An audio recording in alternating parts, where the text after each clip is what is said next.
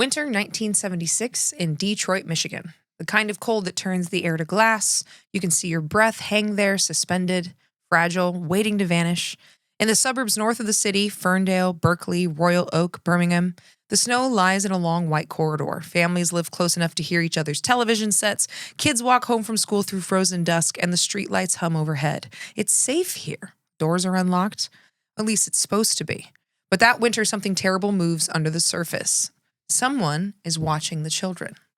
The Oakland County Child Killer is the name given to the perpetrator responsible for the serial killings of at least 4 children in Oakland County, Michigan, a suburb of Detroit, between 1976 and 1977. The children who were murdered were last seen in the company of a middle-aged man with a defined face, sharp nose, and long black hair. The victims were held captive before being killed, and the 4 deaths triggered a murder investigation that became the largest at that time in U.S. history, with Detroit's daily newspapers as well as the area's numerous radio and television stations covering the case. Forensic DNA testing has indirectly implicated 2 suspects, one of whom has since died, and the other is serving life in prison for the sexual offense against children. A DNA profile of the main perpetrator was created from samples taken from some of the victims' bodies, but doesn't match the DNA of anyone named in connection with the case. The perpetrator's identity remains unknown. Once the victims were dead, the offender dispersed their bodies around Oakland County in places where they could clearly be seen from the road. Reporters called him the babysitter because of the way that he seemed to care for his victims, feeding, bathing, dressing them after death. It's a grotesque nickname, and it sticks. Murders, a terrorized neighborhood, no arrests, a pedophile ring, and a long, cold cast trying to figure out how to solve this cold case. On the road to frigid Detroit today, I'm Monty Mader. I'm Andy Jones. And we are breaking down the Oakland County Child Killer case today on Highway to Hell. I'm on the highway to hell. Can't you tell? And we're back again. Hello. Back again. I actually just got back from Detroit, which is part of the reason we bumped this episode up. That's right. Yeah, it was snowing and cold in Detroit. It was really fun though. Obviously I'll talk about the travel portion at the end, but before the episode started, we were talking about why we think the world is burning. And Andy was mentioning that it's related to the fact that even though you're still drinking Mountain Dew, because I can see it right here, you're not drinking Code Red anymore, which I didn't even know was still in production until you had one in the car. Yes, of course. Now, definitely the world has totally changed because of my decision. And actually it wasn't my decision. It was, I think you and Aaron probably... Yeah, Aaron's our chiropractor. Yeah, bullied me because I'm easy to bully for some reason, or so you think. You can't have that. That's the worst thing ever, Red Dot. I'm like, okay, I'll stop. Fine. Get off my back. Since I've stopped, though, the world is burning. All this stuff, Trump got reelected. My car got stolen. Gigs are disappearing. Nashville kind of sucks now. It's kind of weird. I don't think I know things. It's because I stopped drinking Code Red. How do you, also, we got into the bad place timeline because Harambe, we killed him. Ever since then, we are now in hell. Harambe? I want to switch spots with my alter ego in whatever parallel universe she's in. Agreed. It was Harambe, then the Rona. Now we're on like this weird timeline. I saw this thing that everybody's like, oh, time's moving faster now since 2020. But so much slower too. It's weird, dude. Because 2019 feels like 18 years ago, but January feels like yesterday. Yeah, dude, I can't even. And we're almost to the new year. And what if I started drinking Code Red again? So we could do a case study. You could I don't even know. Like, I'm like getting like a weird taste in my mouth because I'm like, how do you even? It's so gross. But I'm glad I'm gross. I've also never liked Mountain Dew. So that's just. I was a Dr. Pepper girl back in the day. Dude, I love Dr. Pepper. I love Dr. Pepper. It's so good. I'm a man of many weaknesses.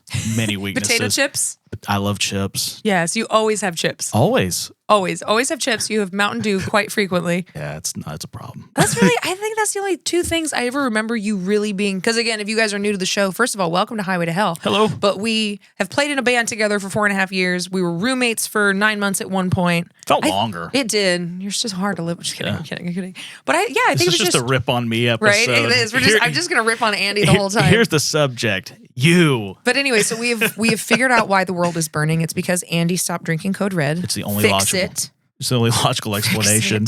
Fix it. I hope you all had a great week last week. I hope you didn't have too many nightmares from the Albert Fish episode. Apologies in advance. This one is also bad, but not as bad. Yeah. It is true crime, after all. It's all bad. It's all bad. But why am I like this? When you're talking about Albert Fish, there's everything else than, the level of disturbing is so high with him. Like even Satan's like, I'm not going anywhere near that. Like, that guy creeps me out. No, I don't like him. I don't like that he's here, quite frankly. I wish God would take him. So sorry about that. But also I hope you were intrigued, or at least just, even if the very end of it, you're just like, the only thing I'm intrigued about this episode is to go to New York. I love that too. Just a reminder, of course, please follow us on Instagram, Highway to Hell Pod, as we make these episodes a little bit more interactive, a little more produced. When we're bringing pictures or video into the show, we will be posting it on Highway to Hell Pod. And if you want these episodes ad-free, you can sign up on Patreon and find those episodes there. And we're going to jump in. This case is extremely weird. This one's very bizarre. I wasn't familiar with this one. I wasn't either until I knew I was going to Detroit to film a podcast with Kate and Ty Break It Down, Caitlin and Ty Balteria. And I was like, well, it's my first time actually being in Detroit. I drove up one time for a Sleep Token concert. Yeah. Oh, I forgot about that. But I was just there for the show and then left. Yeah. So when I started researching Detroit crimes, this came up. Never heard of it. And it's one of the most interesting cold cases I've ever heard of now. Yeah. And I'm surprised that I never... I'm really fascinated with it. Again, I wasn't familiar. Like, oh, we should do this one. I'm like, okay, let me look into it. And the more I looked into it, the deeper it got. And you're like, wait, what? And because I was like, oh, this will be an easy one. Yep. I'll sit down, and then I'm like, sweat. And I'm like, oh my God, there's so much. It's the meme where he's from Always Sunny in Philadelphia, where he's got all the maps and he's like, his eyes are red and he's pointing at the threads. That's basically me in my studio when I'm doing this stuff. There it is. I found it. So we're going to jump in. There's a lot of levels to this. This still remains an unsolved crime. And then we're going to, of course, end the episode talking about travel to Detroit, which, again, I really enjoyed. And I'm kind of surprised you hadn't been there before. I know. I don't know why. I feel like you've been everywhere most of the time. I've been everywhere, man. Yeah. Just kidding. All right. February 15th. February 15th, 1976, 12-year-old Mark Stebbins leaves the American Legion Hall in Ferndale, Michigan, after watching his mother play a pool tournament, and he tells her he's going to walk home. It's only a few blocks away. Never gets home. For 4 days, police search the area, parks, alleys, and empty houses. Flyers with Mark's photo cover telephone poles. But on February 19th, a man walking past a local office building in Southfield notices something in the snowbank. It looks like a mannequin at first, pale, still, and very clean. But it's not. It's Mark. He was lying on his back, arms tucked neatly at his sides, eyes half open. He's been dead for less than a day.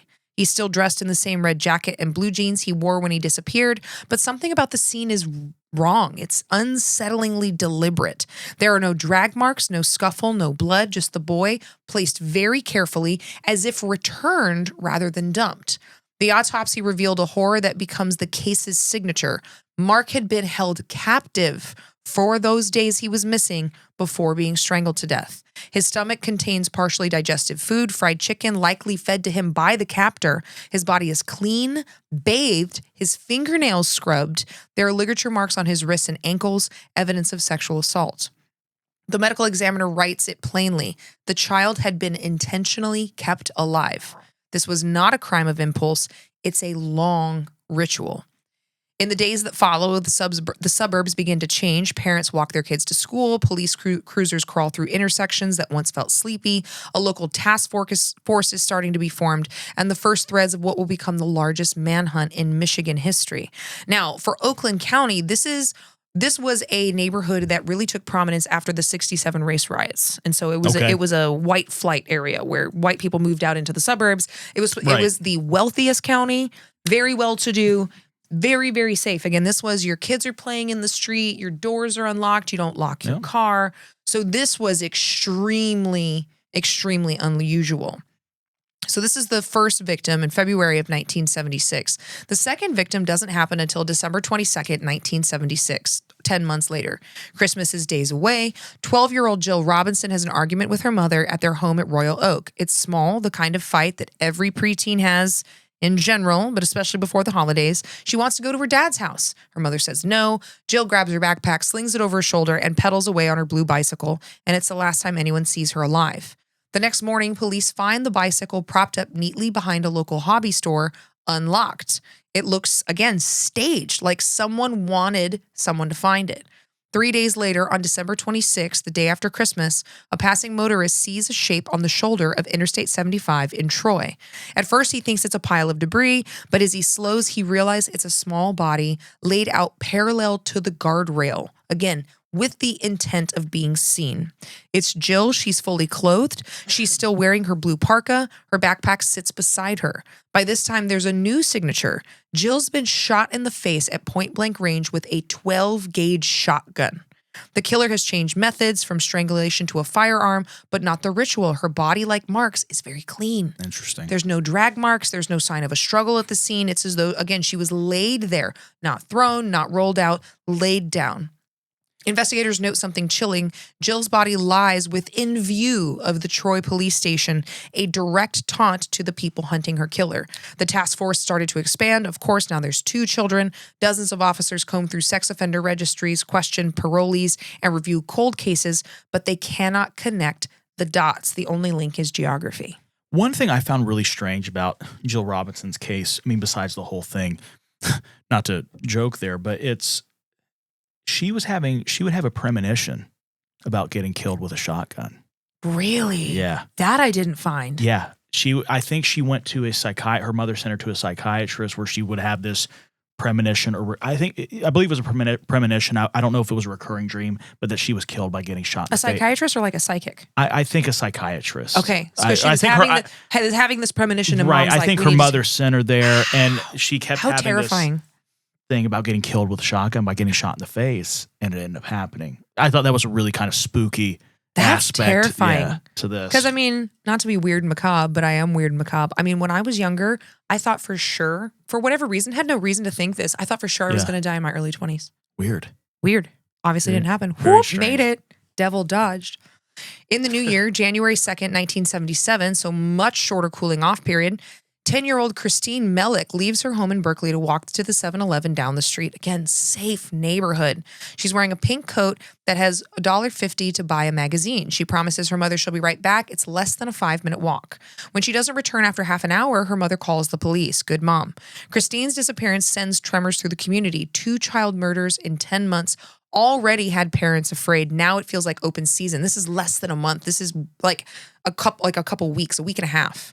Police canvass the area on foot and by car. They question store clerks, search the woods. There's nothing. The days stretch into weeks. Then on January 21st, almost 3 weeks later, 19 days after she vanished, a mail carrier driving along Bruce Lane in Franklin Village spots what looks like a mannequin in the snow. Again, she's on her back, fully clothed, arms folded neatly across her chest. Her hair is scrubbed clean, still slightly damp, as though she'd recently been bathed. Her stomach contents show she'd eaten fried chicken and corn, again fed during captivity. There are no fingerprints, no foreign hairs, no fibers. The killer had bathed her, scrubbed her body clean, specifically cleaning her fingernails, removing nearly all forensic trace, and like the others, she appears to have been kept alive for an extended period, likely the entire 19 days before she was missing. One thing that gets me about that case also is her mother had tried to report her missing, but the police didn't want to do it. Because she called within half an hour. They basically told her, you have to wait 24 hours. It's a kid. Guys, what are you doing? Mm-hmm. Come on.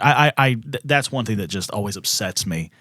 They're missing. I know they're missing. Something's happened. Oh, you have to wait 24 hours. That's life. Especially when 24 hours is the most, like if you're going to find a victim of kidnapping, the first 24 hours is the most important time. I mean, and I think some of it, we talked about this with the Albert Fish episode, is that like there was this kind of laissez-faire around certain victims, not these victims in this case, but there was also this thing in the 70s and 80s that whenever a young person was reported missing, it's like, oh, they ran away. Oh, they're just out for the day. Yeah, they've ran away. They're with their friends. They're doing something. Yeah. I mean, meanwhile, it's a 10-year-old who's never had a behavioral issue. Yeah. You know, there's no reason to think that. But I mean, I think for her mother, I think the saddest part about that is she knows immediately, like mother instinct. She knows. She calls within 30 minutes. They won't let her call. And then when they do find the body, she realized that her daughter was alive and nearby the whole time. Yeah, that's awful. I don't know if I could survive that. Like, I couldn't. Being a parent is already like such a scary, like daunting task, like such a commitment. Mm-hmm. And then to have something like that, I don't know if I could. No, And I'd be so angry at the police department. I'd be going at the cops. Oh man, I'd be suing at the very least. And then Timothy John King, 11, left his home in Birmingham and went to the pharmacy on the evening of March 16th, 1977. After he failed to return home, an intensive search covering the entire Detroit metropolitan area was conducted before his body was found on the evening of March 22nd by 2 teenagers in a shallow ditch along Gill Road in Livonia. He had been sexually assaulted with a foreign object and suffocated approximately 6 hours earlier, so he had also been kept alive the entire time. Autopsy results revealed that King had eaten Kentucky Fried Chicken shortly before his death and was cleaned and groomed prior to his suffocation. He was also assaulted with a foreign object. Yeah. Correct. And actually, the same thing happened to Mark Stebbins. Yeah, but not to the girls. Not to the girls, exactly. It's very like the MO.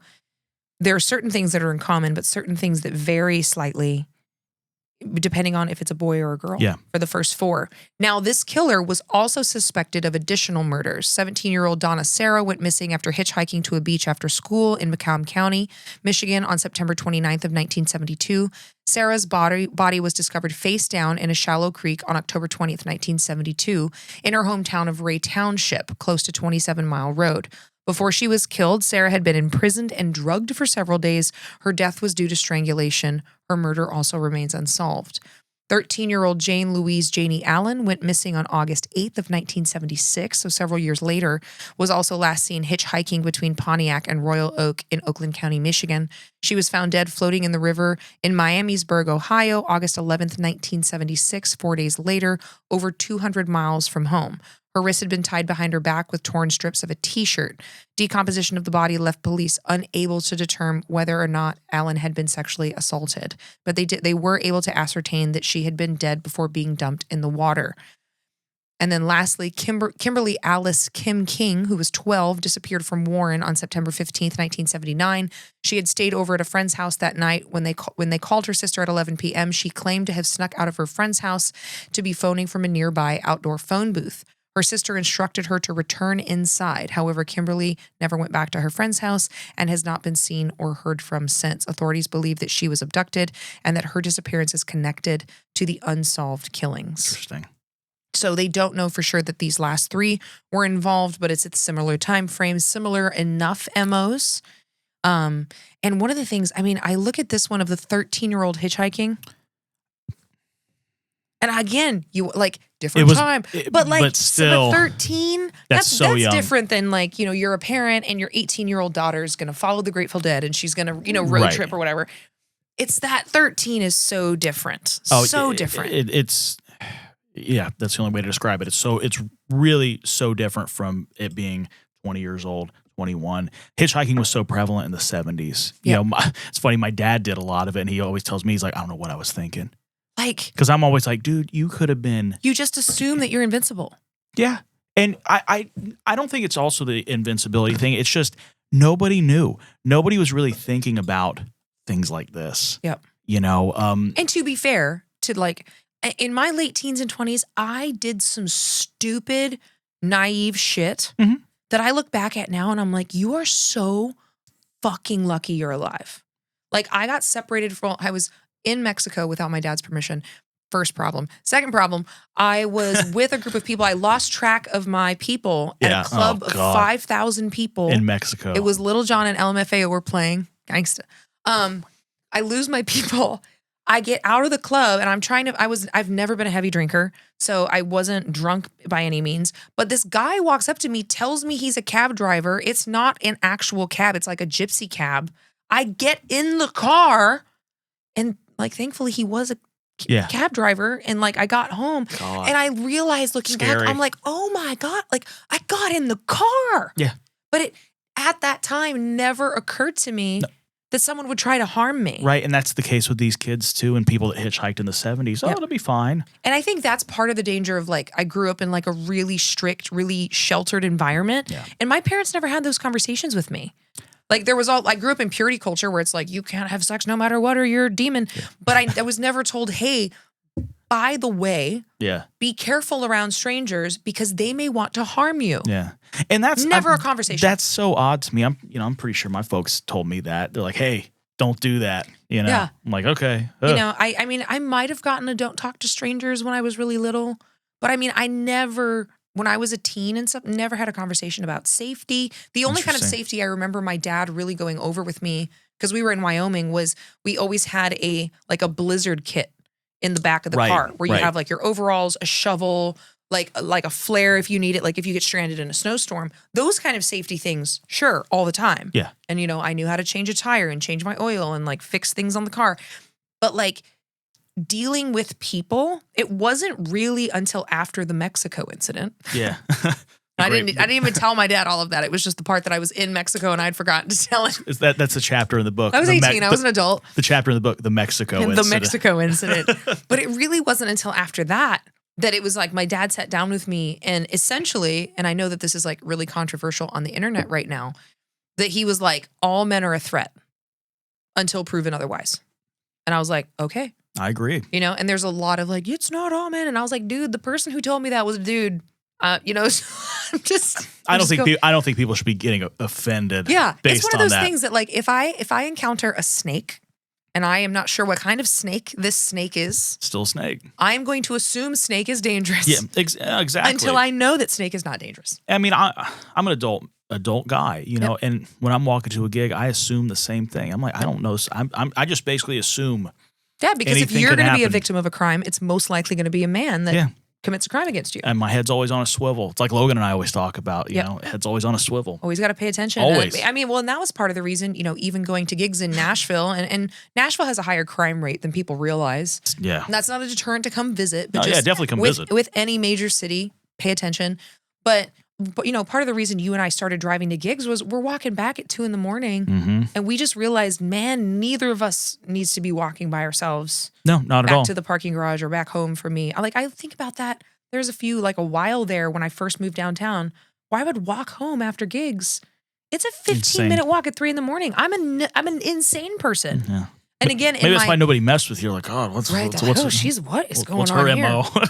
Right? Why does she look so angry? But I think the same thing is I wasn't aware of like the crime rate in Nashville. And you think, oh, I'm downtown. It's well lit. There's cops everywhere. I live right by a police station. And then I'm sure that those are like preventative measures. But still, don't take the risk. No, definitely don't take the risk. Don't assume things. Yeah. Assumption, never assume. Don't do it. But also, one thing I will say about Nashville too, and again, we're not trying to deter anybody. Come visit, have a good time, just be safe, please. But the crime rate has gone up within the recent years. It's gotten a lot more aggressive. When we first started playing downtown, there might be some weird stuff, but not, like every once in a while, you know, it would be like a couple guys, you know, getting into a squabble. Yeah. You know, but then like, you know, and we ended up with a gig where someone got shot right outside the door. Right. You know? God, I forgot. Right? Remember? Got dumped out of the car? Yes. And like, I mean, and then we were hearing things about people getting shanked or people getting run over. It was also same club where that woman got hit by a semi. Yep. And it was just like all these things of like, just pay attention and be safe. Same club. Don't, girls, ladies, look at me when I'm talking to you. Do not leave your drunk friends. No, definitely don't. Don't leave them. Don't leave them to go hang out with a guy. Don't let them go hang out with a guy you just met. Oh, he's so Don't hot. do like because we've had incidences with mutual friends of ours. We'll get done with a gig. They call us. Someone's crying because they're lost and their friends left them behind. Had and way they're too drunk. much to drink, you know. Yeah, and like I want women to be able to go out and safely have a good time. Do not leave your friends behind. Don't. Dude, same. Because that guy that died in the Cumberland. Yeah, Riley Strain. His friends let him wander off. Don't do it. And there's a whole hold down your homies. Oh, there's a whole with thing with that. his story. We should do a story. We on might that. have to get into that. Not to totally get off topic with what we're talking about here, but also the third thing to add to that same club, that was the one where the guy ran in with the car on fire. And the car was on fire. And he literally runs across the stage to yell at the bartenders. I'm like, dude, why did you have to go across the stage? I see the guy run. I'm getting ready to drop him. Oh, yeah. We're all like posted up. Yeah. I had my fists up with my microphone in my hand. I guess I wasn't scary. He just ran right by me. Yeah, but I was so confused. Anyways, back to Michigan. come to Nashville. It's fun. Right? It's fun. We'll talk about it. After the discovery of Kristine Mihelich's body, and I think I might have said Kristen earlier, it's Kristine, authorities noticed similarities shared by her case and those of Stebbins and Robinson, and the reports were released warning the public that a serial killer was possibly operating in Oakland County area. The Michigan State Police led a group of law enforcement officials from 13 15 communities Wow. in the formation of a task force devoted solely to the investigation into the killings of 3 children. The task force would eventually become the largest on record at this time, over 300 officers with resources from the FBI, the state police, multiple city departments, and again, one of the largest manhunts in U.S. history, especially at that time. After Timothy King disappeared, a woman told authorities that she had seen a boy with a skateboard, which King was seen with a skateboard, talking to a man in a parking lot of a pharmacy that he visited on March 16th of 1977. A composite drawing of the suspected kidnapper and his blue AMC Gremlin was released, and authorities questioned every Gremlin owner in Oakland County. Investigators created a profile based on witnesses' descriptions of the man, white male, aged 25 to 35, with a dark complexion, shaggy hair, and sideburns, who had a job that gave him freedom of movement and made him appear trustworthy to children. He was familiar to the area, didn't stand out, and could keep children captive for long periods of time without rousing neighbors' suspicions. This 300-officer task force checked more than 18,000 tips, which resulted in about 24 arrests on unrelated charges and the discovery of a multi-state child pornography ring named Brother Paul's Children Mission, operating on North Fox Island in Lake Michigan. The task force was unable to make much headway in the investigation and disbanded in 1978. Wow. But like, you can't find this serial killer. You have a description. He's clearly local because he's keeping them, but you do find, because North Fox Island is an island that sits inside Lake Michigan because these lakes are huge. Yeah, gigantic. You find a multi-state child pornography ring. Which that opens up a whole other story. Oh yeah, You know, I and have a segment. Good, because I just learned. I didn't know about this until recently. I'd heard about North Fox Island a little bit before we started doing this one, and then I saw how it was tied in. I'm like, oh my god! Wait a minute. Yeah. So in July 1976, a child pornography ring was discovered by the task force, organized and operated under a front called Brother Paul's Children's Mission. Brother Paul's was incorporated on June 18th, 1975, and was advertised as an organization which provided services to children with reading problems, minor emotional counseling, and classes in physical fitness.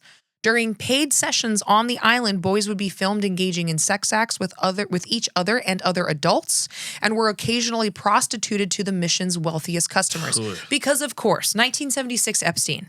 Like, that was the this original story one. just keeps repeating. Like, hi, the Greeks called. They'd like their lore back. Yeah. Like, Jesus. God. 4 men were involved in the mission: Gerald Richards, Francis Sheldon, the proprietor of North Fox Island, Dyer Grossman, and Adam Starchild, who was the president of the mission's parent company. The latter 3 were not convicted of sex crimes in the case. There was not sufficient evidence to charge Starchild, and the other 2 fled following Richards' arrest. Starchild, the president of the parent company, was never charged. Yep. I remember we were talking about that before we had filmed this. During the 1977 United States Senate subcommittee hearing, gay rights activist and sex offender Guy Straight testified that Richards was one of 4 major producers of child pornography in the 1970s. Ugh. So Richards, who's in charge of this, is essentially the child porn kingpin in the nation. Yep. In the 1970s. And all of this is found because of the Oakland County child killers.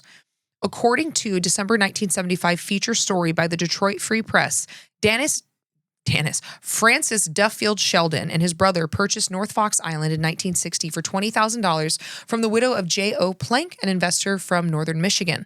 Sheldon was noted as a big brother who flew adult friends and children to his retreat. He was also described as a former airman in the Air National Guard and a private investor who attended Yale University and obtained a master's degree in geology. J. Reuben Appelman claims in The Kill Jar, a very important book about this story, that Sheldon was something akin to an executive of the child pornography trade in Detroit throughout the 1960s and 70s. So Sheldon is an investor. Gerald Richard is a producer in this saga. On July 25th, 1976, Gerald Stewart Richards, a physical education teacher at St. Joseph's Catholic School in Port Huron, Michigan, was arrested on charges of child molestation. Suspicions had been raised when the mother of one of his students was made aware of inappropriate conduct by Richards, such as him holding and measuring students' penises under the pretense of determining their jockstrap size. At the same time of his arrest, Richards was married, had a young child, and was a self-described master magician, because weird, who offered his services free of charge to churches and schools so that he could be around more kids. Oh, of course. Richards came from a locally respected family. His father was a police officer, and he first learned how to use a camera by taking mugshots of criminals at his father's precinct. While studying electronics and youth services at St. Clair Community College in 1969, Richards began working at Satan Adult Bookstore. And I didn't make that up. That is what it said. Wait, what was it called? Satan Adult Bookstore. Satan Adult Bookstore. It was during this time that he began reselling prints of pornography and made contacts with the industry. After learning how profitable it was, he left the store to begin a mail-order child pornography business, recruiting dozens of local boys from troubled backgrounds. According to Richards, he had approximately 600 customers who preferred the youngest child he could access. 600 customers? Paying a lot of money, I'd be willing to bet. Oh, without a doubt. Here's my thing.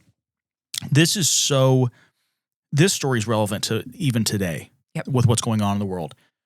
600 people, how did they find out about it? It had to be this underground network. I mean, there was the, after the Giselle Pellicotte case in France, where her husband was drugging her every night and inviting men into the house to rape her. Yes, it was over I heard 200 that. men. So 250, here's the thing. He propositioned at least 4 times that many men, and none of them reported it. Yeah. And then after her case, they found a signal chat with 75,000 men in it that were trading ideas on how to assault, rape, and drug their wives, girlfriends, children, mothers. I'm like, what? And like, my thing is, if you're somehow guilty by association and someone invites you to this and this is not your thing, how do you not report that? That's what I don't understand either. It's like if somebody came up, hey, let's go to that. No, I'm okay. I'm calling the cops. Like, I'm calling the cops on your ass. I'm not going to tell them, but I'm going to call them. Yeah, I'm going to play it cool right then, and then I'm calling the cops on your ass. Or the FBI. Or like, whoever. And that's my issue too, because we talked about like, the idea around like safety and learning, hey, some people are dangerous, be careful. Is like, my issue with the argument around like men that get offended, and not all men, it's like, dude, how many of these good men who didn't choose to participate didn't report it? Yeah. How many other men knew about this organized child ring? Because there's 600 customers, there's at least twice that many who know about it, and decided not to say anything. And that's my thing too. It's, if you don't say anything, you're guilt by association, or maybe not association, but you're letting it slide. Yep. And that, you're complicit. Complicit. That's the word I'm looking for. Thank you. You got to say something, man. You have to. And the other thing I'll say about this too, because you're looking at, he's a teacher at a Catholic school, and it comes out that he's, measuring the genitals of young children, presumably for a jockstrap. Especially folks that are like religious, don't be so strict that your child doesn't think they can question authority. Like I grew up in this environment where you can't question authority under any circumstance. That's not good, because children that are raised that way are much more likely to get abused, because they feel like even if it feels wrong, if they don't know any better, their default is, well, you have to listen to your teacher. You have to listen to the authorities. Yeah, they're the one in charge. Exactly. Always, and that's why, and I was talking to my younger brother about this a couple of years ago. That's why like sex education is so important, even for little kids, because you're not teaching them about intimacy. What you're doing is being like, hey, these are your private spots. Hey, if adult makes you uncomfortable or they touch you in a way and they won't stop, you make sure you go tell mom and dad. And kids that are armed with that information, at least basic terminology, basic understanding, they're much less likely to be abused, because they know, they've been warned, no, you're not supposed to touch me like that. I'm going to go tell my mom. And then it's up to the parents to believe them. Because there's been so many cases where the kids will tell the parents. And then the kid gets blamed. Like, you're lying. That didn't happen. Yep. Unbelievable. He's a man of God, or whatever the excuse is. Yeah, that's always, he can't be There's that. No Guess way. what? Yeah, so believe your kids, help your kids understand that they can ask you, because that's one of the top predictors of preventing long-term child abuse. Mm-hmm. Because, again, your kid has already been warned, because what's the first thing an abuser is going to say to a kid? Oh, don't tell your parents. Yeah. Don't tell your mom. And the kid knows, nope, I'm going to go tell mom right now, because I know that you're not supposed to do that. And trust your kids, people. So Richards, some man of God. Right, sick freak. In 1974, Richards was contacted by Francis Sheldon through a coded classified ad in the boy love magazine Better Life Monthly. Wow, pertaining to a magic show with a young apprentice, quotation marks. So that's how because that's what I was wondering. Ads. I'm like, How were they networking back then? You know, there's no social media or dark web or anything. It's like, so it was a coded message in a magazine. Yep. In classified ads. After some correspondence, the two met and began traveling together, often to Chicago, where they accessed boys through proprietors of porn shops and seedy motel owners. They would go on to establish Brother Paul's Children's Mission, a tax-exempt charitable trust, and that alleged self-improvement for troubled youths. Parents and guardians were charged $85, which is the equivalent of $470 in 2024, for a child's 6-day stay at the Sheldon's Northern Fox Island. You were paying to have your child trafficked. After being flown out via his Piper Seneca 2, the boys were encouraged to be nude and engaged in oral and anal sex on camera. Wealthy subscribers to their publication, which featured this material, were invited to the island to also have sex with these boys. As Richards and Sheldon focused on maximizing their income from the operation, plans were also drawn out to establish the mission as a child welfare agency so that state and federal governments would subsidize them. In addition to the mission, the Ocean Living Institute and the Educational Foundation for Youth were set up as tax shelters. Purported to be involved in the operation was Dyer Grossman, a millionaire and science teacher at a prestigious all-boys boarding school. Grossman was listed as the vice president of the mission and was a close associate of Richards and Sheldon. There's no freaking way he didn't know what was going on. Oh, 100% no. Also suspected was Adam Aristotle Starchild, that's a name, a purported traveler and a white-collar criminal. Starchild was listed as the president of the Church of the New Revelation, the mission's parent company and publication, offering help to readers of Boy Love magazines. He was also listed in other leadership roles in the Ring's network of tax dodging. Starcliffe claimed in an interview with Detroit that he was active in Big Brother-like organizations sponsored by the YMCA. This goes so deep. So deep. It really makes me think of Epstein. No, this was like the original Epstein thing. When I was researching it and I saw that, that's the first thing I thought of. It's like these sick freaks are just like Epstein. And they're just recycling it. It's just the same thing. I mean, we were talking about earlier how Ghislaine Maxwell is getting waited on hand and foot in her minimum security Texas prison. And it's looking like she's either going to get her sentence commuted or get a pardon. Convicted human trafficker. What country do we live in here? Well, it tells you what the elites truly are doing. Right? I hate that we call them elites. I know, too, right? Man. Because elites, they're literally the you. scum of the earth. Yeah. Like and even the whole thing of like because they're talking about here how they tried to create a system where it would be subsidized by the government. Ugh. You know, the biggest welfare queens are these wealthy people who take state and local and federal subsidies for their own profit. Like fuck everybody else. Social services, you don't deserve tax-funded social services, but I deserve tax-funded business loans and government subsidies. Hey, come on. It's me. It's me, though. Me. Come I'm on. special. God decided I'm better than you. Yeah, Interesting. God, huh? All right. It's like, I don't think God's on board with what you're doing, man. After Richard's arrest, an investigation was carried out by Michigan State Police. Detectives discovered large caches of child pornography in his car and office, like large, and a majority of which was stamped in envelopes prepared for mass mailing. Also found were lists of the names and addresses of customers, as well as contacts to other figures in the child pornography and prostitution business. As part of a plea deal, why did he get a plea deal? Richards gave law enforcement a great deal of information in regard to the operation they were running out of North Fox. He confessed that children were flown into the island to be filmed in child pornography and that Grossman had helped him from the mission and participated in orgies with children himself and Sheldon at the Holiday Inn in Port Huron, Michigan. 3 days after Richards was arrested, Sheldon's home in Ann Arbor was raided by law enforcement. However, he was not present and all of his cabinets and drawers had been emptied. Well, of course, as soon as Richard gets arrested, he's out. Yeah, he's the lead detective of the case attempted to get an arrest warrant for Sheldon, but the prosecutor rejected it, saying they were waiting to see if the charges would be brought against him in St. Clair County. Concurrently, the prosecutor of St. Clair was waiting until the investigation was completed before issuing an arrest warrant. So which of these prosecutors, or both, knew him and were dragging their feet on the arrest warrant? Because I can't think of a reason. There's so much evidence that he's involved in this. Why? It's like, why are they trying to cover for him? Yeah. Why are you not immediately issuing? They didn't issue. A warrant was obtained in December, and it became apparent that Sheldon had already fled the country. They gave him enough time to get away. Yeah, that's exactly what they were doing. Again, this is all wealthy, well-connected people because it always the best, fucking is. The most. Most. I wouldn't be surprised if the prosecutors were either being paid off or part of it. I'm going to say they were part of it. Grossman was charged with criminal sexual conduct for acts he committed against 2 underage boys. Children, not underage boys, not underage men, children. However, he had also fled before he could be arrested. Both Grossman and Sheldon were declared fugitives and named on federal arrest warrants. The FBI joined the effort to locate them. It's believed that Grossman fled to California, Sheldon fled to the Netherlands. Yeah. And at that time, the Netherlands and the U.S. did not have an extradition treaty. After law enforcement across the country was notified of the front organizations, because there were several, this was a web. Yeah, it absolutely was a web. This, honestly, as far as a network, was larger than Epstein. Mm-hmm. And it was all under Christian organizations.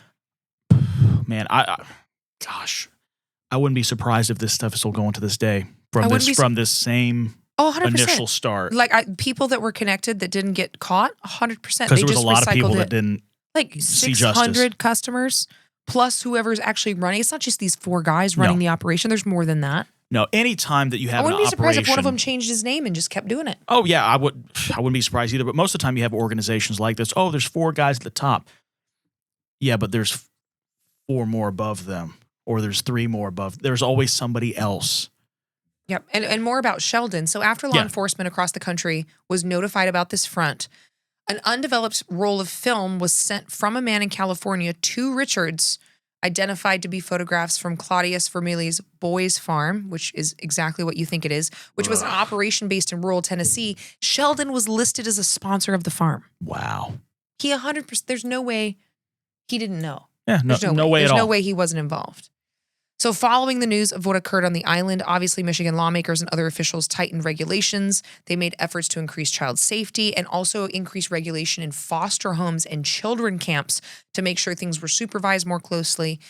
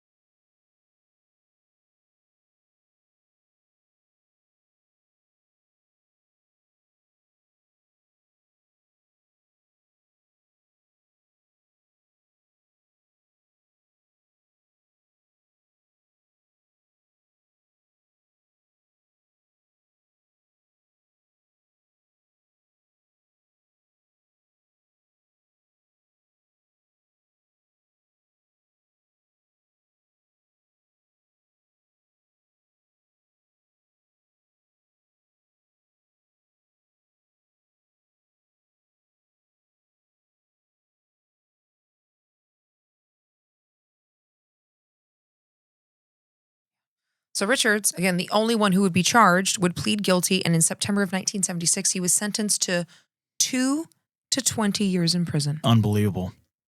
600 customers, presumably thousands of children, all young boys. 2 to 20 years. 2 to 20 years. This enrages me so much because actually recently, like, we do not take sex crimes against children and women seriously in this country. And I don't understand it. I don't get it. that's the only noise I can make right now because I'm just so disturbed by it. Because recently, like in the last couple of months, and I don't remember the first kid's name, but he was a baseball player for Baylor University.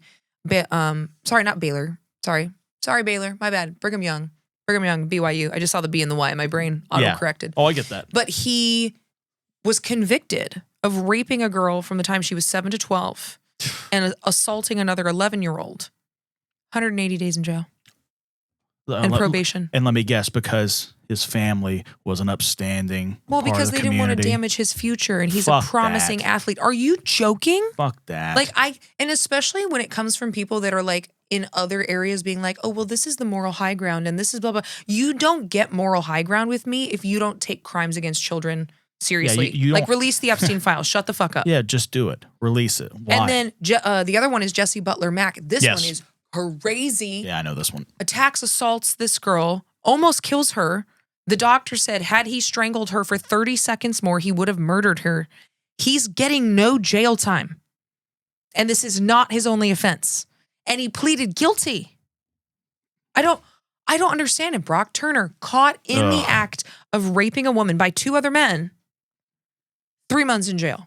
Oh, that's Because a decent sentence. promising future. Are you String 'em kidding? up. Like that's why I can't take people seriously when they like demonize women's sexuality. Like women are whores, women are this. Well, what did she do to deserve it? Like you just don't care about women's safety. Shut up. I also don't take people seriously when they claim that they have some kind of moral standard and then they excuse male behavior like this. Like both Jesse and the other guy whose name I can't remember. Oh, Camden Dahl. That's his name. Camden Dahl. Both adults. Sounds like a bitch. Sounds like a weak ass pussy bitch that I would love to meet in a dark alley with a crowbar. Here's my thing too. They're fucking parents, man. Their parents They just justify it. Jesse's mom, like on camera, like what a way to treat a child. Motherfucker is He's 18. Not a child. He's a big beefcake, and he felt like he could assault. How? I understand like loving your child no matter what, but holy shit, hold him accountable. Dude, if I had done something like that, I wouldn't be here. Dude, I would be deceased. I'd be buried somewhere. My mom would have taken me out back and shot me. I'm not even kidding. Yeah. You know, she would have shot my ass. Like there's no way. Can you imagine? She wouldn't have defended me like that. She's Like if a my monster. brothers had done something like that, oh my God. Yeah. They would have been on the missing persons list. Yeah. Like, and it's insane. I don't get it. It is insane to me that we don't take it seriously. And again, it's always people that are like super moral high ground, like gay marriage is the end of the world. And then they'll see a rape case and they're like, oh, well, you know, he was drunk. And I'm like, yeah. Gay marriage is the end of the world, but I'm going to make excuses after excuse after for excuse. assault, domestic violence, This child guy pornography. Who almost killed somebody. There's a lot of people in this country have supporting a some rope. pedophile. I don't want to hear it. I have some rope in my car. You can go use it to hang yourself. Fuck you. And again, it's just like, it makes me so angry. Sorry, guys. I'm getting hot under the collar. But it's so like, how can you possibly justify treatment of women and children like that? Like, I don't get it. And we talked about this last week with Albert Fish, where it's like, I understand the like injustice in the justice system, especially for people of color. Yeah, but man, when it comes to fucking privileged people, because all those motherfuckers are white guys. Yeah, imagine that. I'm shocked. No punishment. And then when I see Good that happen, church-going Christians. and then when I see that, my inner demon, like I'm like, I feel like Jesus would flip a table on this. Like I feel like a little hillbilly justice is a little, you know, because they just hillbilly justice. Amazing. Call up your homies, find them in a dark alley, because they just keep getting away with it. Yep. They get away with the most despicable shit ever. And I don't understand. I don't understand how people are not as enraged as we are and like feel the waves of violence like course through me when I think about people like that. Dude, I'm pulsating right now. I kind of want to go like run through a wall. It makes me so frustrated. And it just keeps happening. And then these guys get to like wait for the dust to settle and go about their normal lives. The same way the 3 men involved with Richards never faced any punishment whatsoever. They let it cool down. Okay, I think it's good to stick our heads out. And they just keep doing it. Kept doing the same thing. And Richards did not fare well in his imprisonment. So if you get as angry as we do about people who commit bullshit crimes like this, know that Richard did not do well while he was in prison. He was assaulted and tortured by other inmates. Good. Oh, good. He attempted suicide via overdose and made attempts to recover his image. In March of 1977, he was interviewed by child welfare candidate candidate advocate Kenneth Wooden for a segment of 60 Minutes on the subject of child pornography. Richards expressed sorrow and loss for his involvement in the business. Yeah, I'm sure you did, you prick.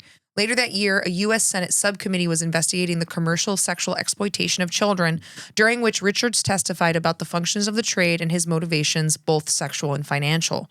Richards was arrested again on child pornography charges. So he had gotten out, arrested again in 1988, and died in 1994. So I'm shocked people don't change. What do you mean? What do you mean people that are willing to violate the life and liberty of others don't change? What? That's news to me. I'm shocked. Shocked and amazed at this development. Amazed. Shocked and amazed. Roast in fucking hell, asshole. Just unbelievable. So, like, all of this comes out in 1976 as far as the child porn ring, and he gets convicted. He's out with enough time to commit more crimes to get rearrested by 1988. Yeah, over 10 years. Over a decade. Insane. And Richards died in 1994. Grossman was never apprehended. Sheldon died in Amsterdam in 1996, living his entire life a free man, having retained some of his wealth through a trust with Starchild until they had a falling out in the 1980s. Starchild died in Spain in 2006, having stood trial for several crimes, but none in relation to North Fox Island. They just get away with it. Just get away with it. They just get away. And again, probably still participating in the network or building networks of their own. They have the contacts. They're not changing. You can't change that. No, it's like Albert Fish, like we were talking last week. You get to a point with somebody, you just take them out back and get rid of them. That's like bye. Padded room. You can rehab a drug addict. You can't rehab someone who is willing to do this to another human being. I just don't believe you can. I don't believe it either. Like there's, the party that wants to believe like people can be fixed. Not when you go that fucking far. No.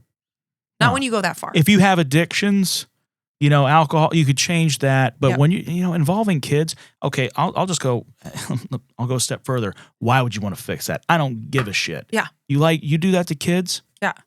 Done. Yeah. Throw them in a river with fucking weights on their feet. Yep. Do what the mob did. Yep. Take care of that problem. And it's another thing too, something to be said about people that like, if you struggle with that type of attraction, right? And you're like, shit, go get help. Yeah. But once you get to the point where you're doing that to children, especially on a scale like this, no, you're done. Past the point of no return. And I feel the same way about rapists, just in general. Agreed. You're a horn dog or you're a sadomasochist, you're into whatever you're into, okay, cool, whatever. When you cross the line of doing that to someone, you're done. Yeah. You're done. You're dead to me. Man. Humanity card withdrawn. I just can't. And I think part of my rage is because it's never punished in this country. Yeah. I think it's Agreed. one in every 1,000 rapists goes to jail. Can you believe that? And you'll hear people like, oh, false allegations. The highest average I've ever seen, the average of false allegations that I've seen across all research is 4 to 6%. Wow. Which means 94 to 96% of the time, 92 to 94, women are telling the truth. 9 times out of 10, a woman's telling you the truth. And those men never go to prison. That's just sick. I think that's what part of the reason it makes me just so vitriolic angry. Understandable. Just so incredible. So, not to cut you off there. And I mean incredible in a like, oh my God, it's like shocking and I can't wrap my mind around it. Yeah, it's just right. You can't conceive it. It's just so disgusting. So my thing though, kind of tying this in with the child killer cases. Do you think that these guys were involved with that, or do you think these were two things happening simultaneously? I'm not sure. I don't think there's enough evidence. But what I kind of think, and this is not backed by anything that we know, my thought is it was someone who was involved with them. That's kind of what I'm leaning towards also. And maybe because some of the boys, they were held for several days. Were they taken to the island? Something went wrong. Some client took it too far. Mm-hmm. And then that was how they got rid of them or how the client got rid of them because the client took it too far. I think it's very unusual that the investigation leads to exposing this child crime ring that only the boys were sexually assaulted. Right. In the original 4 deaths. It's really hard for me to believe they're not related at all. And that's kind of where I'm at too, because I was kind of weighing my options with that. I'm kind of like, man, there's too much going on at the same time for them to not be related. Yeah. Way too coincidental. Coincidental. That's the word I was trying to find there. And it's almost like with them cleaning them and doing the fingernails, it's like they're trying to get rid of evidence. From scratching them or something. Right, exactly. Skin under the fingers or whatever it might be. That's immediately what I thought of with that. But the thing about this too is there's so many like weird murders around this time that have people either think are involved or some that have been disproved but are very similar. Yep. It's like, what is going on around at this time? Well, and then a few weeks after Timothy King's murder, a psychiatrist who worked for the task force received that letter. Yes. It's so many spelling errors. It was written by an author named Allen, who claimed to be the sadomasochist slave of the killer, whose name was Frank. Allen wrote that they were both Vietnam War veterans, that Frank was traumatized by having killed children, and that Frank had taken revenge on more affluent citizens, such as the residents of Birmingham, for sending forces to Vietnam. Allen expressed that he was fearful, remorseful about what he had done, said he was feeling insane, that he was endangered and suicidal. And the psychiatrist arranged to meet with Allen at a bar, but Allen never showed up. Even though they offered to provide photographic evidence, Allen offered to provide photographic evidence in exchange for immunity from prosecution. It was on the table, but never showed up to the meeting. What do you think of that? Like that's the one thing in this whole case that I'm just like, what? You know, and they never found the guy. He never showed up. I mean, do you think that was somebody like just like misinformation? This one, I kind of feel like my gut reaction is someone was trying to insert themselves in the case for attention. Yeah. Interesting. Okay. Is my kind of just my initial instinct. Had he provided any evidence, I would have been like, oh, Frank found out and killed him. Mm-hmm. Yeah, I could totally see that. Or if we're going to tie it into everything else. Because he's talking about, yeah. Or, you know, maybe was that from our guys in North Fox Island trying to, you know, get them on a different trail? Yeah. Give them a suspect. Misdirect. Give them a suspect with a name. I don't know. And then Archibald Edward Sloan, a child molester who victimized young boys in the neighborhood, became a person of interest after hair samples found in his 1966 Pontiac Bonneville matched hair found on the bodies of King and Stebbins. But the hair was not from Sloan himself. It was a hair that was also found in his car, presumably someone who he knew. A witness claimed to have seen King abducted by two men. One described that one man being in his late 20s, the other bearing a strong resemblance to John Wayne Gacy, who was allegedly in Michigan around the time of the killings. But Gacy's DNA did not match the DNA found on the victims.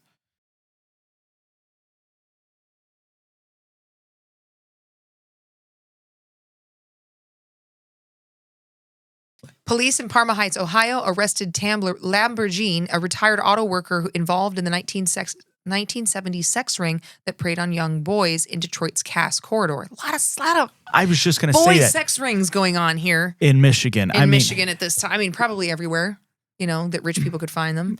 Out of the five men involved in that ring, Lamborghini was the one of only two living members of that ring, and they were charged in 2006. Lamborghini faced 19 counts of sexually assaulting children, while his partner in the ring, Richard Lawson, faced 28 charges.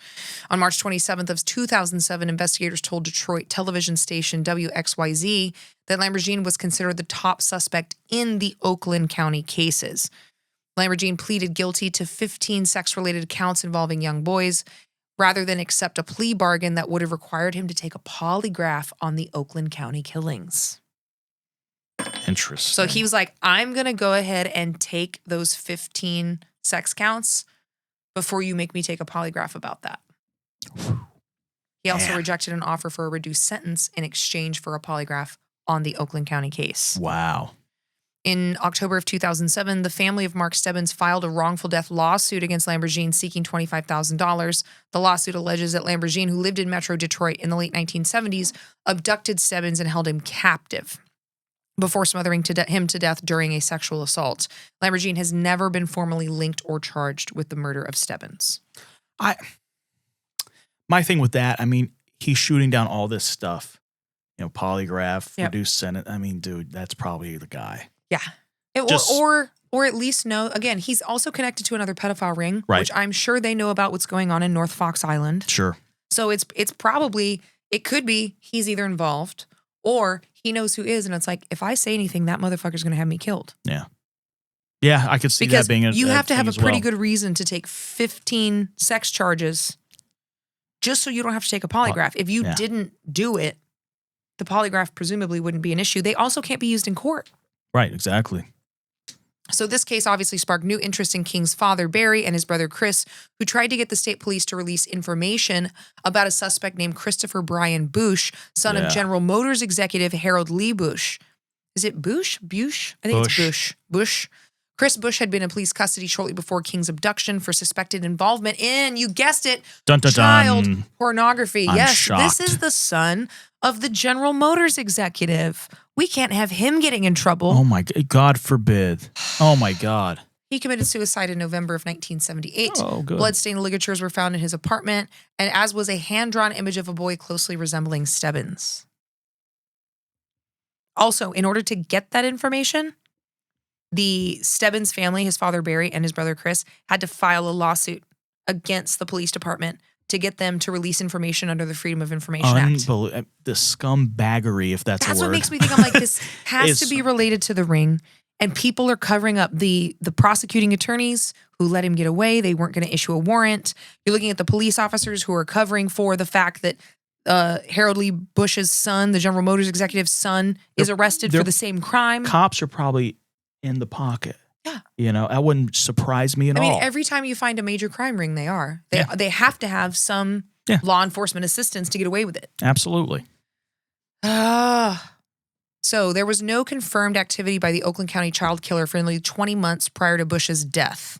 So, again, we don't know. He did kill himself. We have no idea what his involvement was. Since then, the state police have released 3,400 pages of investigative records to Barry King. Again, only after he filed a lawsuit in 2012, the Oakland County police and prosecutors announced that DNA testing had exonerated Busch of the murders and that they believed that the killer was still alive. Interesting. So he was exonerated eventually, but he was involved in child pornography. So, not innocent. Again, all these guys are linked together. Yep. They're all part of the same club, if you will. Have to be. And so after, when the King family finally got all these case records, they produced a documentary entitled Decades of Deceit, which condemned the police and prosecutors for allegedly shoddy investigations, uncooperative communication, and in particular, a disregard for leads that the family discovered in 2006. Unbelievable. Funds generated from the sale of the documentary were donated to the Tim King Fund, which was designated to help abused children and support activities for Birmingham school children. The case was reopened in 2012. Forensic DNA showed that hair found on the seat of Sloan's car and on the bodies of Stebbins and King were a match. They came from the same unknown man. So again, this is the situation where it's from Sloan's car. Right. It's not his hair. It was somebody who was in the car. But it's someone who was in his car. In 2013, an anonymous informant reported a blue AMC Gremlin, remember the car, buried in a farm field that is now being developed in Grand Blanc. Police are investigating the gremlin for ties to the crime, as King was last seen in a blue gremlin. And I wasn't able to find any updates on if they found anything from that car. But there was a report that a car was buried. And again, how did you bury it? You take a tractor out there and bury the car? You would have to have some sort of heavy equipment. Yeah. Dig a hole. And then in 2005, an unidentified man who would later emerge as a common figure in the case began to be referred to as the alias of just Jeff, was reminded of a relationship he had in 1977 with an acquaintance. In an interview given to Oakland County investigators in 2010, Jeff informed them of an atypical observation and action while driving and conversing with an acquaintance, such as taking him to buildings where satanic rituals were allegedly being performed. I think Satan gets such a bad rap here. I think that's what people like. Don't pull him in here. Right? Like, he has nothing to do with this and your pedophile rings. The acquaintance navigated through lesser-known routes associated with the case with ease. The acquaintance also spoke of details written in Allen's letter, Allen being that letter of the man that never showed up for the meeting. Jeff requested information about the Allen letter to help him confirm his suspicions, but was denied. And then in 2010, again, this Jeff, not his real name, gave a recorded interview to Oakland County investigators and a prosecutor, Jessica Cooper, to present evidence pertaining to the investigation. Jeff claimed to have tried to approach Cooper with his findings, Jessica Cooper is the prosecutor, and to convince her to place the case under the jurisdiction of the Department of Justice. The department was already involved through the FBI and through resources such as VICAP database. Cooper dismissed his suggestions and said there was no new evidence presented. His request to inspect the Allen letter was again denied. Really wants to get his hands on that. Yeah, no kidding. Cooper described the interview as a rambling statement outlining a theory that the Oakland County child killer abductions and murders were related to pagan holidays, the lunar calendar, and Wiccan rituals. I think Jeff's off his rocker. Yeah, just a little bit. Yeah. Leave the Wiccans and the pagans out no of evidence. He wants to get his hands on the evidence. There's no evidence of any kind of pagan anything. Nothing. With any of these. Satanic, pagan, Wiccan. Nothing. No symbols, nothing. no rituals. The only ritual was cleanliness, which, is to get rid of trace evidence. That's all that is. So you don't get caught. Yeah. Jeff proceeds to correspond with Deborah Jarvis, mother of the victim Kristine Mihelich, and investigative journalists such as Bill Proctor and Heather Catallo in 2010. He claimed that he was among a team of a dozen investigators involved in the case and could identify the perpetrators of the crimes, but refused to indicate which law enforcement division he worked in. I call bullshit. Because he doesn't belong to law enforcement. All of it. I claim bullshit. He wanted to insert himself into the crime. He wanted to be the savior. I have the answer. I have the solution. Maybe suffering from a little early satanic panic. And he repeatedly says, I know who the killer is, but he won't identify who it is. Yeah, because you don't. You don't know who it is. Yep. And in 2012, he presented his findings to a select group of Detroit journalists on Hughes' cell phone. To preserve his anonymity, he insisted that the phone interview with Hughes not be recorded. Again, he said, according to Jeff, there was approximately 11 to 16 victims, significantly more than the 4 that have been officially confirmed. Based on this information, Hughes attempted a lawsuit against Oakland County authorities for $100 million, citing mishandling the investigation and demanding Cooper's resignation. The lawsuit alleged cover-up, conspiracy, and obstruction, but there's literally no evidence that anything that Jeff Fafa was saying. I don't know, nothing. Interesting guy as far as but randomly inserting himself in, cares about his anonymity, knows all this stuff, but won't say what it is. Yeah, I don't buy it. That's kind of like the whole UFO thing. Yep. I got abducted. Where it happened? Oh, I can't show you. Well, you can't tell me anything. I can't. Yeah, that's just, again, more just red flags coming up. And it was in February of 2019, Investigation Discovery aired a 2-part, 4-hour documentary about the killings. There was also an investigative reporter named Heather Catallo announced a key suspect. This was the convicted child sex offender Arch Edward Sloan, who had failed a polygraph test. He was also one that the matching hair had the same mitochondrial profile as evidence found on the victims. But again, it wasn't his hair. But it was the person in but his he car. knew who it was. Yeah. Unless someone just borrowed his car without his knowledge. Which that's not happening. Not happening. And or if his car got stolen, which that's not the case. So all we know is that someone who knew Sloan, same unknown male, left his trace upon multiple victims. It wasn't Sloan's hair. It wasn't Busch. It was someone else. And the killer or his closest accomplice still has a name in the system that the system never learned and may still be alive. That's the thing that blows my mind is this case was never solved and it's still open to this day. You could, if you have information, you can send it in. I mean, that blew my mind.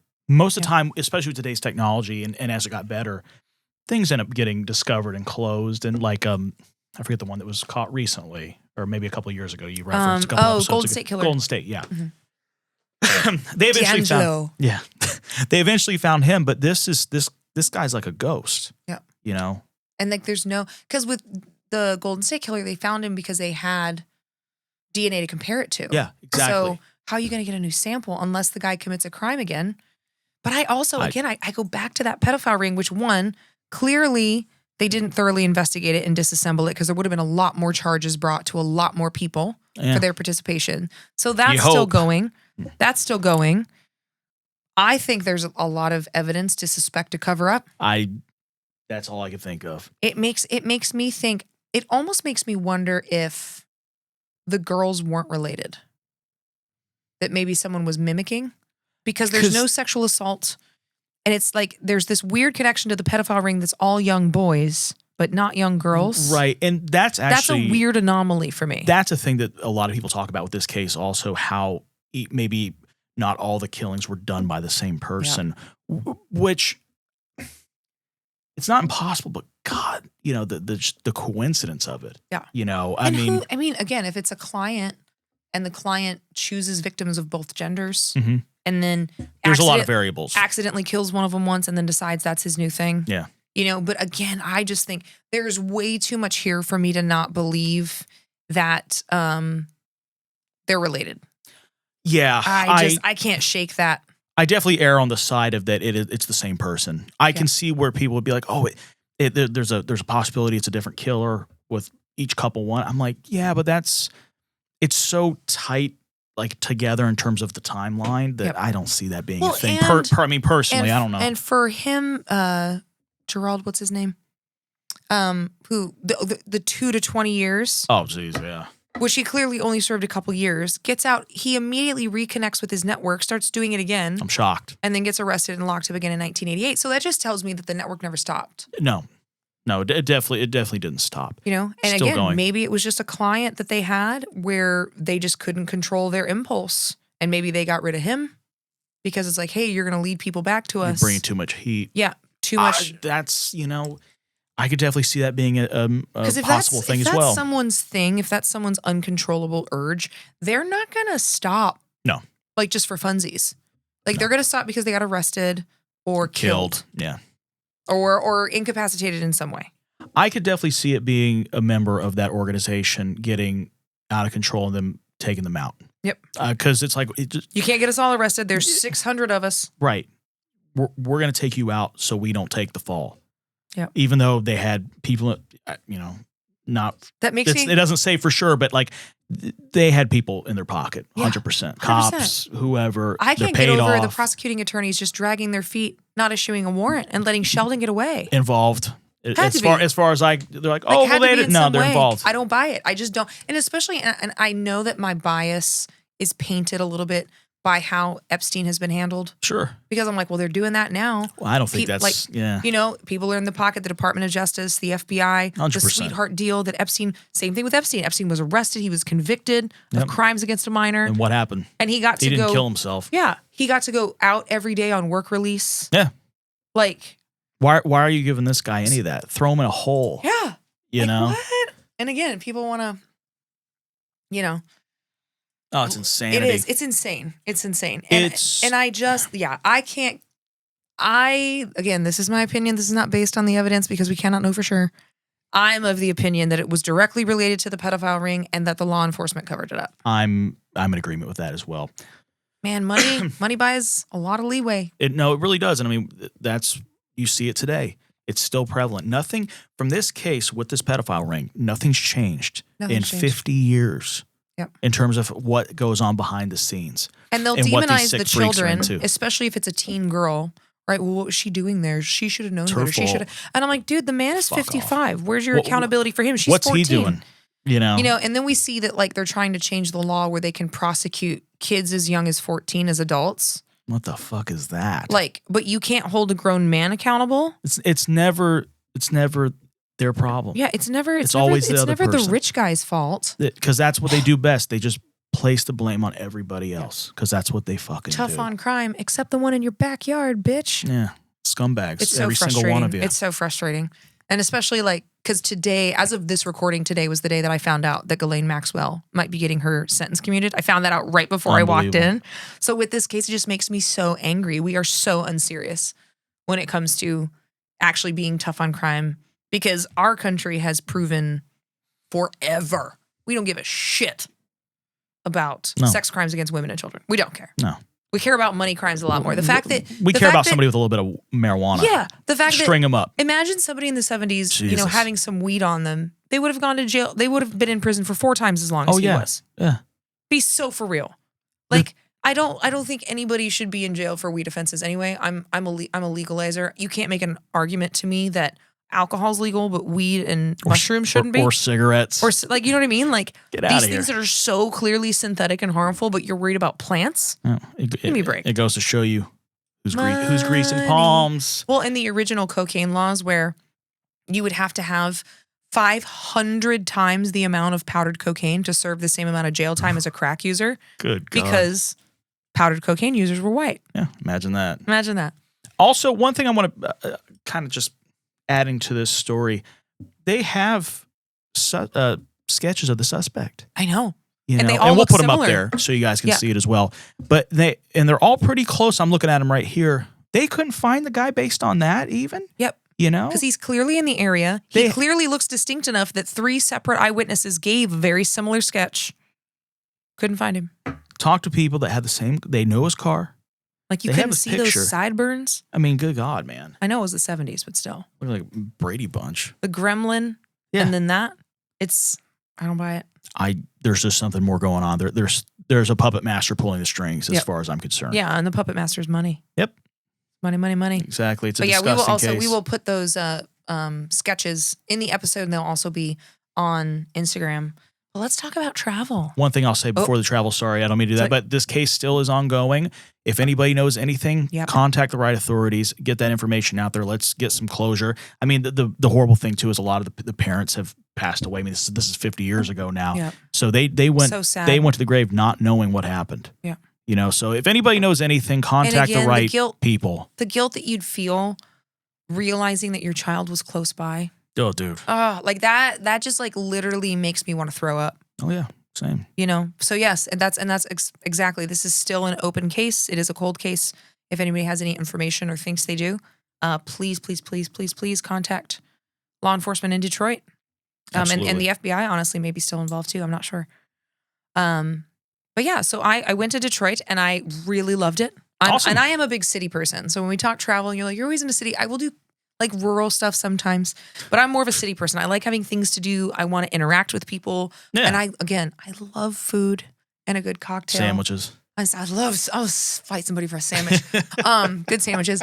So I've been to Detroit one time before. I was given tickets to a Sleep Token concert, drove up, went to the show, turned around, came back. I remember that. So great show. Loved it. Love Sleep Token. If you're a hard rock and metal person, great band. Controversial take. Because people are like, Sleep Token's not metal. All the neckbeard people. I call it cinematic metal. And I don't know if that's a real thing because it's got this very musical, like very kind of almost music theater, classical influence to it with these really interesting metal influences. So I call it cinematic metal. That's how I classify it. I just know a lot of nerds online are like, this Sleep Token's not metal. Well, they're also the same people that are like, the best music's already been released by 1985, and they don't listen to anything new. They just hate on it. Like, shut up, bro. Yeah. Anyway, I didn't mean to interrupt. I just had to throw that out there because I was reading comments before I got here about that's Sleep my Token. voice when I'm imitating bros with microphones online. Oh, God. It's either I just go for this voice. Somebody take this mic away from this man. Anyways, we'll stop doing that. Sorry, guys. I'm sure that's delightfully annoying. That's what I'm here for. Right? But I went back. So I got a chance to actually go and visit Detroit. The downtown area is really incredible. There's a lot of really beautiful hotels. And I felt completely safe. I know a lot of people think Detroit and they're like, oh, is it safe? I felt totally safe. And again, there's always neighborhoods you shouldn't go. Don't do anything stupid. Don't walk out with all your money in your hand. You know, be smart. And also, to be fair to Detroit, I like cities that have a little edge to them. Agreed. They're going to have the best food. They're going to keep me on my toes. I like it. It's part of the reason I like New York better than I like LA. Yeah. LA is too manicured for me be an actress. in a lot of ways. Same reason my brother's going to hate me when he hears this. I don't really like Denver. I like visiting Denver. I've been to Denver in a long time. I could never live in Denver. It's too polished. I get it. It's too many breweries and high-level thrift stores for me. Like, it's not, I'm like, where do I find a dirty, gritty, but like delicious, like soul food place? Like, where can I get Thai food at 4 a.m.? Where am I like a little worried about the crime rate sometimes? Like, those are the kind of cities that I like. The worse the neighborhood, the better the food. 100%. 100%. It's like, is that what Logan said one time? I'm like, that just 100%. lives in my head. It's I'm like, he's right. Like, do I have to make sure I go here before 4 p.m.? That food's going to be banging. Yeah. Maybe Drew said that. I think it was Logan. That sounds like a Loganism. Logan is the bass player in our band. Yeah. It's a Loganism. Most mysterious man. So I got to go to Detroit, and I was staying downtown, and I realized that there was I'm a book nerd. Books run my life. Books rule my life. I'm reading like 7 books at the same time all the time. And right down the street was this huge used and rare bookstore called John K. King. And It's on 901 West Lafayette. It's an old warehouse. Like, I think it was a factory at one point. 4 floors. And I mean, when I tell you that there is books in every corner, every crevice, like lines of, there are, I would at least over 1 million volumes of books. Unbelievable. And I ended up, just to like even purview the 4 floors, took me an hour and a half to just walk around. And there's just so many great sections, and it's very like all the signs for the topics are all handwritten. No, that's cool. It's I love like that. it felt like transporting back to like a really old library in the 70s. That's amazing. It was really, really amazing. And they also have in the stairwell section to get to the other floors, they have art you can buy. Really? So some of it's like old art where it's like, oh, this is an original photograph from whenever. Wow. Or it's a painting from a local artist, which I thought was I really, love really that. cool. If I didn't have like the teeniest, tiniest carry-on, I would have gotten some, but I did buy a couple books. That was incredible. And I didn't get a chance to go to the Detroit Library, but I heard that it's a really old building. Nice. And I've heard that the architecture is really, really incredible. Excellent selection. So if you're a library person, which I recommend, I would 10 out of 10 say to do that. My favorite thing of the whole weekend was I went to the Whitney Carriage House, or it's the Whitney Mansion and Carriage House. The Whitney is a mansion owned by a lumber baron back in ye olden times. It's a beautiful house. Wow. I mean, you walk in, it is just, when you walk into the lobby area to the hostess desk, it's this huge library with these hand-laid mosaic tiles on the floor, this huge fireplace that's like running, big glass chandeliers. They're known for their beef Wellington, which was delicious. It was my first beef Wellington I've ever had. Really? It was so good. I've never had it before. But so I went and I had dinner in the mansion. So beautiful. And like all of the old original like wood is in there. They've really done a great job preserving it. And then they have, after dinner, they have a paranormal ghost tour. Oh, cool. Because their carriage house for the mansion was a tuberculosis wing for a while. Wow, okay. So most of the hauntings come from there. They do have some things that happen in the house. Most of the hauntings come from there. So you can do a tour of the house and also a paranormal tour. Love it. And so between that, I went to what's called their ghost bar, aptly named, obviously. Right on. Had a cocktail, was reading a book at the bar because I'm a weirdo. Delicious cocktails, great vibe. Again, just a gorgeous environment. And then the paranormal tour was amazing. And it was just like this evening at the Whitney. And this is, I talk about when I plan my trips, I always have one dinner that's nice. It's like my nice dinner, cap the trip off. I started with it on this one because I had dinner plans with friends the next night and I only had 2 nights. So that was my favorite thing that I did in Detroit. And the food was incredible. They have red wine cheese sticks. Red wine, excuse me, that doesn't make any sense. White wine cheese sticks. I don't know how the white wine gets involved, but I will say it's the best cheese stick I've ever had in my life. Like it's like cheesy bread. Love it. That's like also somehow cooked. It's just, there's so much more. It was just like, I'm like, can I just eat this? Can I please take a basket of your delicious bread? I would have just been eating the bread It is in the amazing corner. that I'm not 600 pounds because It's pretty shocking. the type of food it's because I forget to eat for extended periods of time. Yeah. And then I'm like, let me have the snack on this bread. When you were playing downtown, I haven't eaten in 2 days. I'm like, I think the last time I ate was Tuesday. yeah. Don't do that. I had an egg. Not recommended. Not recommended. I went to the Detroit Institute of Arts, which is incredible. I've seen a lot of art museums. This one was really, really cool, really unique. And Detroit also has a lot of like murals and street art. Oh, I love you can street find. art. Again, I love a city that has a little bit of edge to it. There's something about the way it impacts food and art that feels so elevated. I don't like neighborhoods that are too polished because everything gets really generic. Yeah, I agree and with that. cookie cutter. I love street art too. I mean, when I was on the road playing with that country artist, in Flagstaff, I was walking around taking all the pictures. It was a cool, again, a little bit of a rough neighborhood, but it's really like so much character and really cool people and shops. And of course, when you're planning travel, especially if you've never done solo travel before, because I've done a lot of it, That's me. always do some research. Like always look around at the neighborhoods. Make sure, ladies, if you're booking a hotel, and I say hotels because I never book hostels. I've just never felt safe doing that. Yeah. But if you're looking for a hotel, don't pick the cheapest one. Always pick something in the middle. Typically, you're going to be in a safer area. Just make sure you take a look at the neighborhood, those kind of things. And I went to this coffee shop called Desert Oasis that had a maple latte that was quite good. Nice. And I did that on the way to the Museum of Contemporary Art in Detroit. What I didn't know until I got there, because I sat down with both the front desk at the hotel and a local that I ran into in the bar, just kind of asking. They were like, honestly, the art in Detroit is really overlooked. So I got to spend a lot of time doing that because I had no idea. Yeah. No offense to anybody. If you're from Detroit, I didn't think there'd be a lot of artwork and things like that, but I'm not a well-versed traveler. when it comes to that stuff. And I also went to I didn't get to spend as much time here as I wanted because I only had 3 days. The Charles H. Wright Museum of African American History was really, really cool. And there was also really cool, it was really about tracing African and African American history through art and music. Oh, cool. Which was really, really cool. And it was an interesting take on the history that I really, really appreciated. And the other dinner I had, because I had only 2 dinners because, long gaps of time. Went to this restaurant called Sexy Steak. Sexy Steak. Sexy Steak. Sexy Steak. Oh, God, it's so uncomfortable. And the restaurant is beautiful. Like, colors are really well curated. There's, like, a lot of chairs that are, like, this pale pink and these green accents. The waiters all have this very flowery, almost Hawaiian, but, like, nice blazer. And it's pink flowers and green. Okay. The servers were incredible. I thought I was going to perish from a food coma. The food was so good.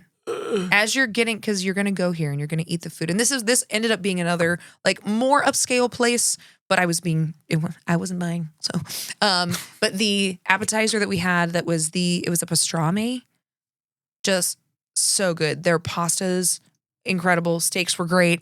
It was just there was not a single thing on the menu that we had that was not a 10 out of 10. Wow. Not one. Even the green beans, which, how do you do that? 10 out of 10. Truffle fries, mashed potatoes, all of it.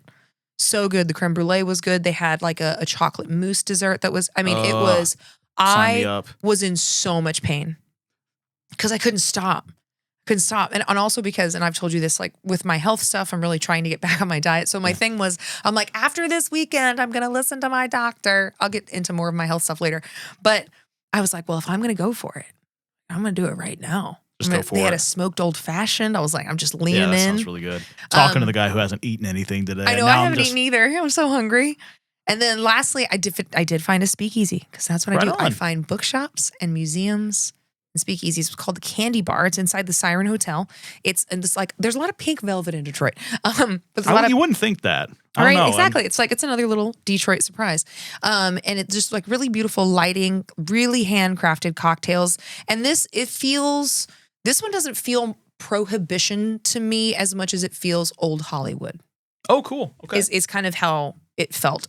Again, delicious cocktails. This one it's very intimate, quiet, really, really, because no bar is like truly quiet, so it was like quieter. It's not a super loud spot, but a very different vibe from, for instance, Bathtub Gin in New York that we talked about last week is really kind of loud and rowdy, and it's really lively and also has a very distinct prohibition feel to it. Sweet. And things I didn't get to do. I mean, they have the Detroit Riverwalk. It was snowing and freezing when I was there, so I was not going to do that. Oh, that's right. Yeah, it's freezing here when I woke up this morning, and I'm here in Nashville. 25 degrees feels like 17. It's November. Yep.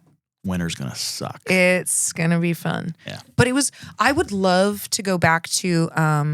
I forgot. I skipped one of my restaurants. I didn't get to try it. Someone told me. I like to talk to locals and like accost them and be like, "Where do you go?" Several people. If you're Italian food, either San Morello. They said it's some of the best Italian in town. Very, very great dishes. I just didn't get a chance to go because I ran out of food time. I can only eat 2 meals in 3 days. So ran out of time. And they said it was more like a midday meal, a little bit more relaxed. Okay. But I would I loved Detroit. I would love to go back and spend more time because I had almost 3 full days, but I was also working as well. Right. You were there for a reason. But it was really incredible. And the city felt good. And then even in the hotel bar at night.